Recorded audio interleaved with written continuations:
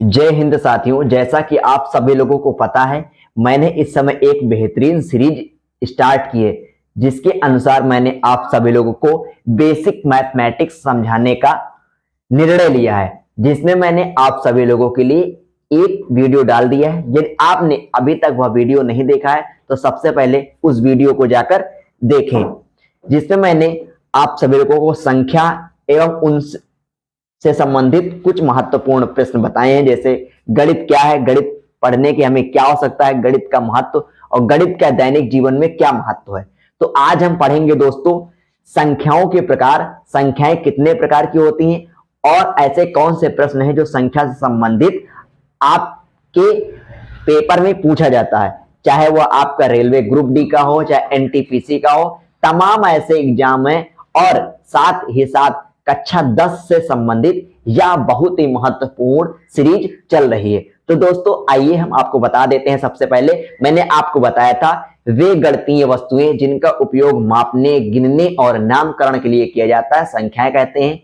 ये सब चीजें मैंने कल आपको बताई। मैंने बताया था संख्याएं 12 प्रकार की होती हैं, जैसे कि प्राकृतिक संख्या, सम संख्या, विषम संख्या, पूर्ण संख्या, पूर्णांक संख्या, भाज्य संख्या, अभाज्य संख्या, सभाज्य, परमेय, अपरमेय, वास्तविक, अवास्तविक। आज हम इन्हीं सब चीजों को डिटेल में पढ़ेंगे। तो आइए अब आपको सबसे पहले बताते हैं आज की कुछ महत्वपूर्ण डिफिनेशन जो कि आपके लिए बहुत ही उपयोगी है। तो देखिए दोस्तों, मैंने आप सभी लोगों के लिए लिखा है सबसे पहले कि आज की हेडिंग है संख्याओं के प्रकार। तो देखिए संख्याएं कितने प्रकार की होती है, मैंने अभी आपको एक तरफ से अच्छे से समझाई। तो ये संख्याओं के हो गए प्रकार। अब सबसे पहली जो आपकी हेडिंग है वो है प्राकृतिक संख्या। क्या है दोस्तों? प्राकृतिक संख्या।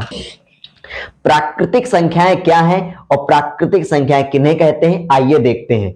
तो देखिए दोस्तों, प्राकृतिक संख्याएं वे संख्याएं हैं जिनका प्रयोग हम गिनती के लिए करते हैं। मतलब जैसे हमें किसी चीज का गणना किया जाता है, करना होता है, तब हम गिनती का इस्तेमाल करते हैं।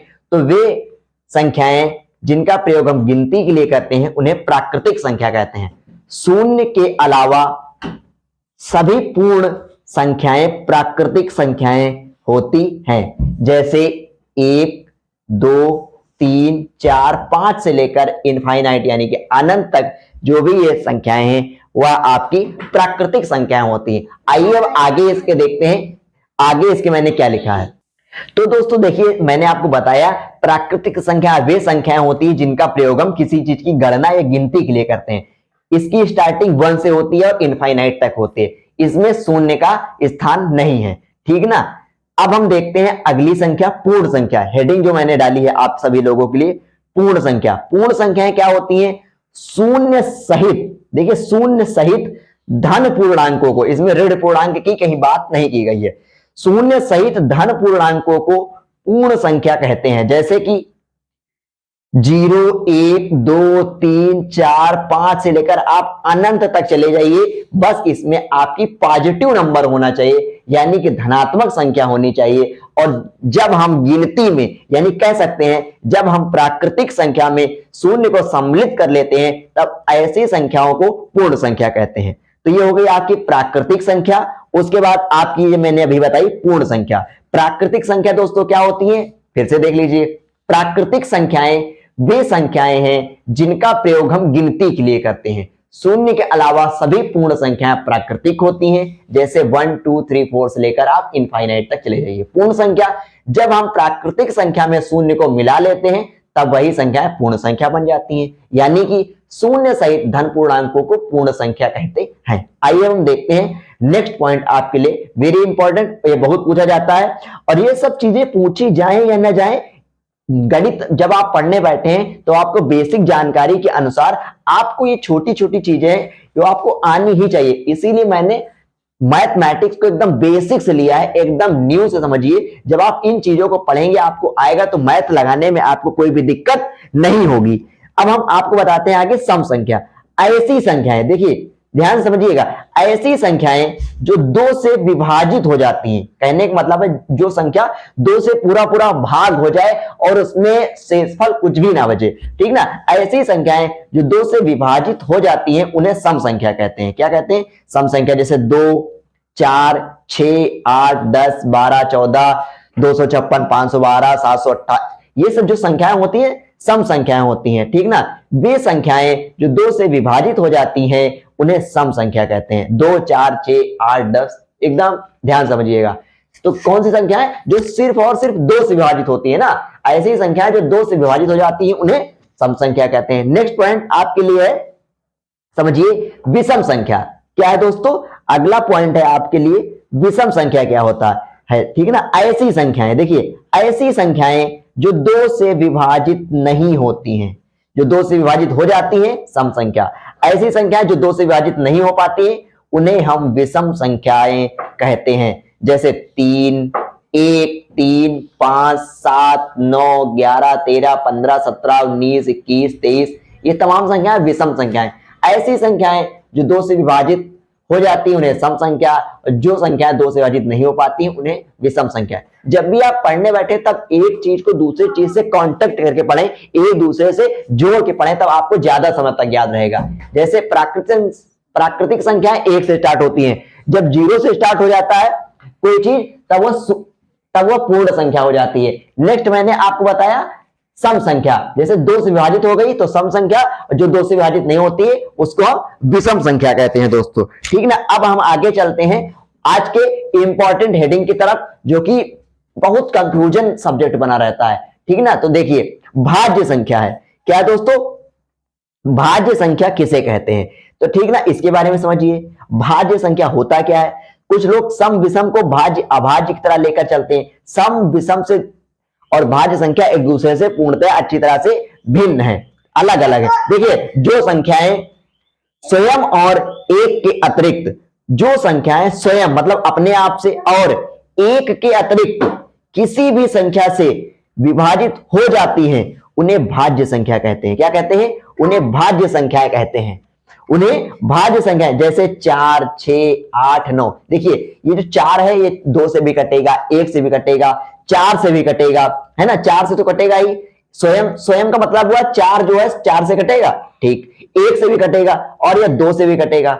6 देखिए 6 जो है 6 से भी कटेगा, 1 से भी कटेगा, 2 से भी कटेगा, 3 से भी कटेगा। 8 देखिए 2 से कटेगा, 4 से कटेगा, 8 से कटेगा, 1 से कटेगा। वे संख्याएं जिनके गुणनखंड 2 के अतिरिक्त हो, मतलब स्वयं और 1 के अतिरिक्त भी कोई एक भी अगर गुणनखंड उसका है तो वह आपकी भाज्य संख्या होती है। और अब देखिए अभाज्य संख्या। अभाज्य संख्या वे संख्याएं होती हैं वे संख्याएं जो स्वयं और 1 के अतिरिक्त, समझने की बात है, वे संख्याएं जो स्वयं और 1 के अतिरिक्त, मतलब जैसे मैंने ले लिया 7 से ही कटेगा और 1 से कटेगा, और 7 दूसरी किसी ऐसी संख्या नहीं जिससे वह कट जाए, मतलब उसका कोई ऐसा गुणनखंड नहीं होगा जो 7 और 1 के अतिरिक्त कोई नया हो। तो वे संख्याएं जो स्वयं और 1 के अतिरिक्त किसी अन्य संख्या से विभाजित नहीं हो पाती हैं उन्हें हम अभाज्य संख्या कहते हैं। आशा करते हैं आप सभी लोगों को इतनी बात समझ में आ गई होगी। जैसे 2, अब देखिए 2 से कटेगा, 1 से कटेगा, है क्या कोई इसका दूसरा गुणनखंड जो 2 को काट दे? नहीं है।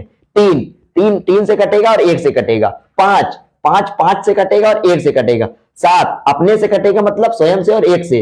11 स्वयं से कटेगा और 1 से। इसके सिवा कोई भी इसका ऐसा कोई गुणनखंड नहीं है जो 7, 2, 3, 5, 7, 11, 13, 17, 19 को काट सके। तो अतः ये अभाज्य संख्याएं होती हैं।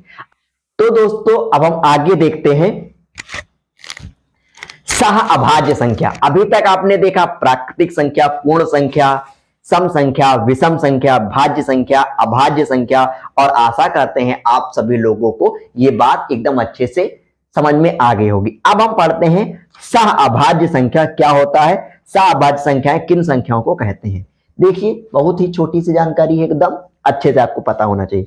संख्याओं मतलब संख्याएं उसे कहते हैं जहां पर 1 के अतिरिक्त भी कुछ हो। संख्याओं का वह युग्म का मतलब होता है जोड़ा। संख्याओं का वह पेयर या जोड़ा जिनमें 1 के अतिरिक्त कोई अन्य उभयनिष्ठ मींस कॉमन गुणनखंड यानी फैक्टर ना हो। सहअभाज्य संख्याएं कहते हैं। देखिए इन शब्दों को अपनी भाषा में समझिए, आपको हर एक चीज समझ में आ जाएगी। कभी भी आप कुछ पढ़े उसको अपनी भाषा में समझिए, उसमें अब उसको अपनी भाषा में। संख्याओं का वह युग्म यानी कि संख्याओं का वह जोड़ा जिनमें एक के अतिरिक्त यानी एक के अलावा कोई अन्य उभयनिष्ठ यानी कोई अन्य कॉमन गुणनखंड यानी फैक्टर ना हो, सहअभाज्य संख्या कहते हैं। जैसे 2,5 ये पेयर है 2 और 5 का, इसी को कहते हैं युग्म। 3 और 7 का एक पेयर है, इसी को कहते हैं युग्म। 5 और 7 का पेयर है, इसी को कहते हैं युग्म। बस यही तो था, ये हो गया पेयर। अब देखिए क्या 2 को और 5 को हम अगर 2 को काटे तो 2 से ही कटेगा और 1 से ही कटेगा, 5 से ही कटेगा और 1 से कटेगा, इसके सिवा इसमें कोई तीसरा पद नहीं है।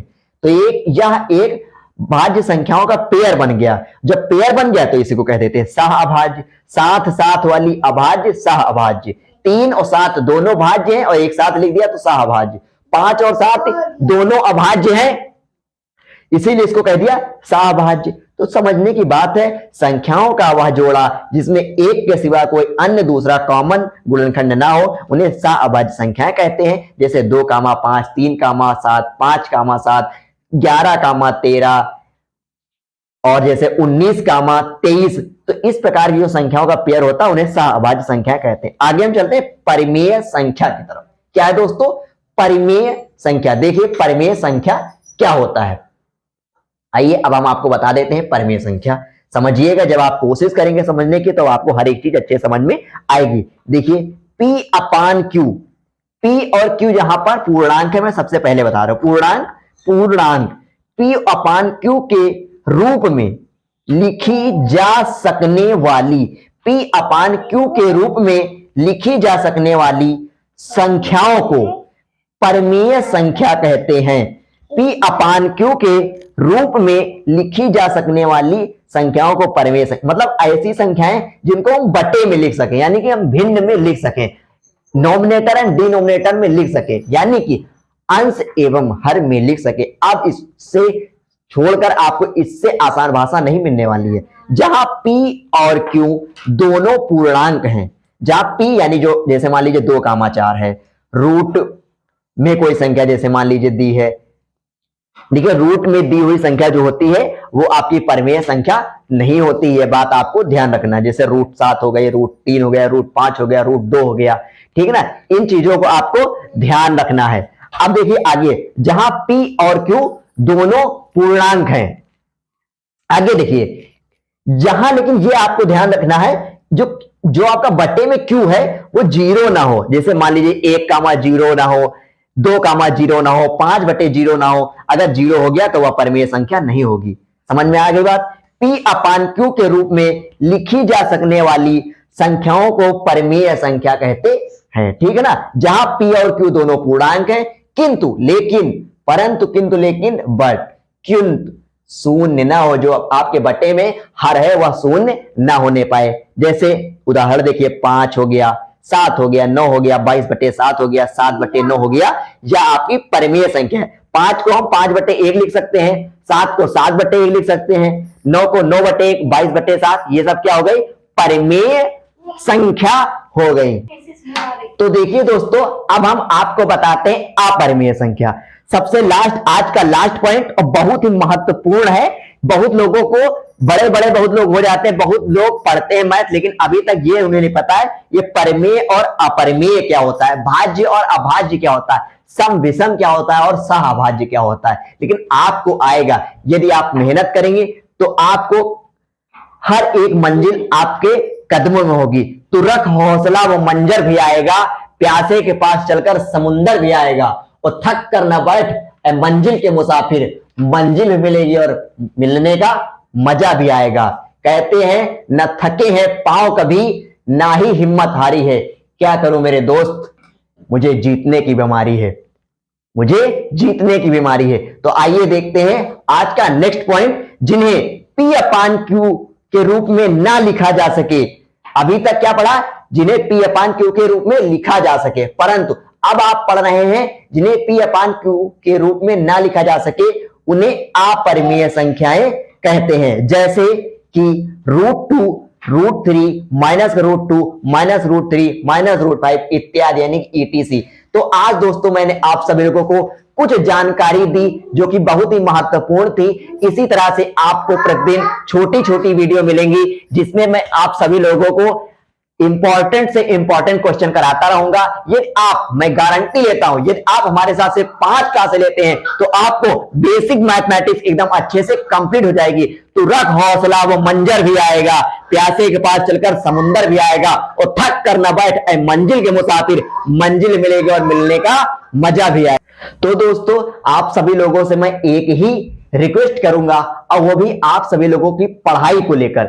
यदि आप चाहते हैं गणित में एकदम आप कमजोर विद्यार्थी हैं और आप चाहते हैं कि आपके होने वाली प्रतियोगी परीक्षा हो, चाहे कक्षा 10 हो चाहे कक्षा 12 हो, आपके अधिक से अधिक अंक आए और आपका नाम रोशन हो, आपके परिवार वालों का नाम रोशन हो, अच्छे अंक और अच्छे परसेंटेज के साथ आप उत्तीर्ण हो, तो प्लीज आपको हमारे साथ जुड़ना पड़ेगा और अधिक से अधिक मेहनत करनी पड़ेगी।